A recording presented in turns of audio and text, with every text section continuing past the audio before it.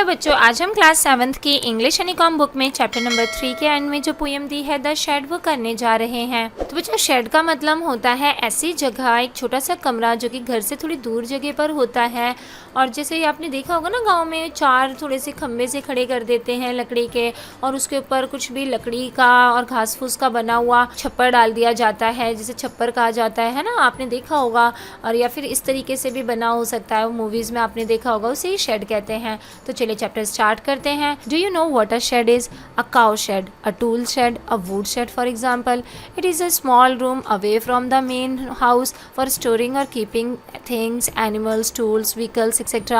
Ask your partner if she or he has ever seen a shed. Let her him discuss it to the class.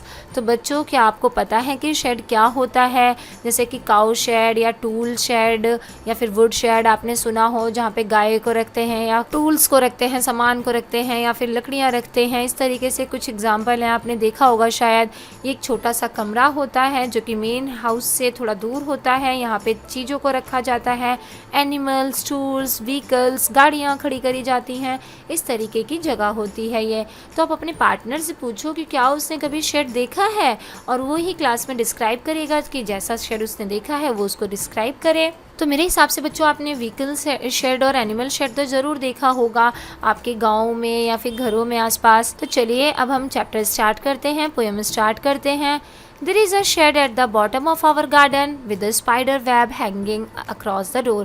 तो वो जो point है वो कह रहा है कि हमारे गार्डन में नीचे की तरफ, तो हो सकता है पॉइंट जो है वो थोड़ी ऊंची से स्थान पे रहते हैं, जैसे पहाड़ी तरीके के जगह पर। तो उनका जो गार्डन है वो नीचे है, और गार्डन के भी नीचे जो है एक शेड बना हुआ है, और वहाँ पे जो उसका दरवाज़ा है उस शेड का, उसके आसपास बहुत सारे स्पाइडर के वेब यानी कि मकड़ी के जाले जो हैं वो हैंग हो रखे हैं, लटक रखे हैं। The hinges are rusty and the creak in the wind. When I am in the bed lie, I listen. I will open that door one day. तो बच्चों, जो दरवाज़ा होता है वो एक तरफ से दीवार से जुड़ा होता है ना, लकड़ी से, किसी चीज़ से, वो लोहे से बंधा होता है, तो वो उसको हिंजेस कहा जाता है। तो वो जो कुंडे हैं जिससे वो दरवाज़ा बंधा हुआ है वो रस्टी हो चुके हैं। रस्टी का मतलब होता है जंग लग चुका है, और जब भी हवा चलती है तो उसमें से क्रीक की आवाज़ आती है। जिस तरीके से पुराने दरवाजे जो कि जंग लगे हुए दरवाजे हैं उनके खुलने पर आवाज़ आती है ना, तो वैसी आवाज़ें आती हैं। और जो पॉइंट है जो वो बेड पर लेटा होता है तो वो उस आवाज़ को सुन सकता है। लाई का मतलब होता है लेटना, और वो कहता है कि एक दिन मैं ये दरवाज़ा जो है ज़रूर खोलूँगा। फिर आगे क्या होता है? There is a dusky old window around at the side with 3 cracked pane of the glass. I often think there is someone staring at me each time that I pass. I will peep through that window one day. तो बच्चों, जो उस shade की window है, खिड़कियां हैं, वो पुरानी हैं और बहुत ही डस्टी हो रखी हैं, धूल से भरी हुई हैं। और उसका जो विंडो का ग्लास है, जो विंडो पे, खिड़की पे जो कांच लगा हुआ है, उसका जो पेन है उस पर भी क्रैक आ रखे हैं। और वो जो 3 क्रैक्स हैं, तो जब भी पॉइंट वहाँ से जाता है, वहाँ से गुजरता है, तो उसे लगता है कि उन क्रैक में से कोई उसको घूर रहा है, झांक रहा है। स्टेयर्स का मतलब होता है बच्चों घूरना। तो वो सोचता है कि कोई तो है जो वहाँ से पीप कर रहा, झांक रहा है।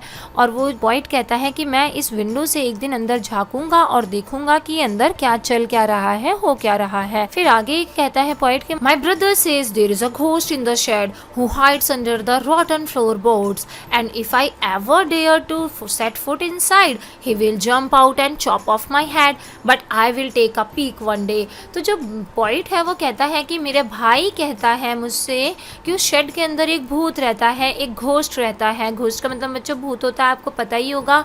और वो जो भूत है वो वहाँ पे फ्लोर बोर्ड के नीचे जो है छुप रखा है, और वहीं पर हाइड हो रखा है। हाइड का मतलब छिपना होता है।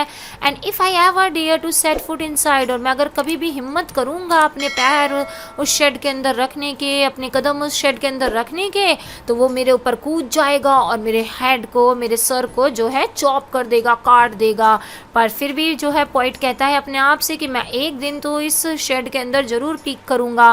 पीक का मतलब होता है बच्चों झांकना, मतलब अंदर वो ज़रूर जाएगा, एक दिन ज़रूर देखेगा। ऐसा अपने आप से जो पॉइंट है वो प्रॉमिस करते हैं। I know that there isn't really a ghost, my brother tells lies to keep the shed for his den. और जो पॉइंट है वो जानते हैं कि रियलिटी में वहाँ कोई घोस्ट वोस्ट नहीं है, और उनका भाई ऐसा ऐसा झूठ इसलिए बोलता है ताकि वो उस शेड को वो अपने लिए अपनी गुफा के रूप में इस्तेमाल कर सके, अपने छिपने के स्थान के रूप में इस्तेमाल कर सके।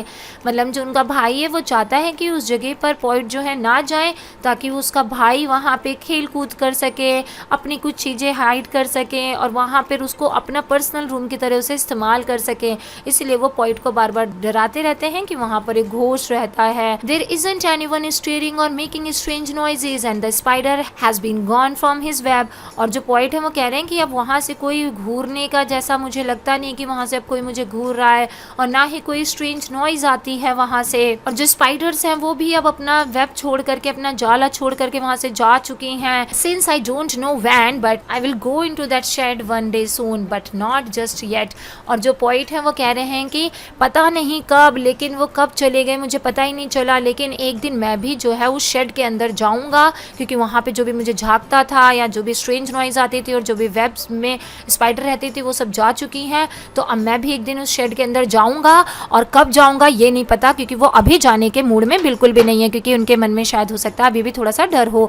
तो आई होप बच्चों आपको ये पोएम अच्छे से समझ में आ गई होगी और आपको अगर पोएम के डिफिकल्ट वर्ड्स जानने हैं और इसके क्वेश्चन आंसर जानने हैं तो आप प्लीज़ हमारी वेबसाइट allsolve.in पर विजिट करिए। और अगर आप हमारे चैनल पर नए हैं तो प्लीज़ हमारे चैनल को सब्सक्राइब कीजिए और हम साथ में नोटिफिकेशन वाला बेल ऑन कर दीजिए ताकि आपके चैप्टर्स और सिलेबस से रिलेटेड जब भी हम कोई नया वीडियो लेकर के आए तो आपके पास सबसे पहले पहुंच जाए। थैंक यू वंस अगेन बच्चों।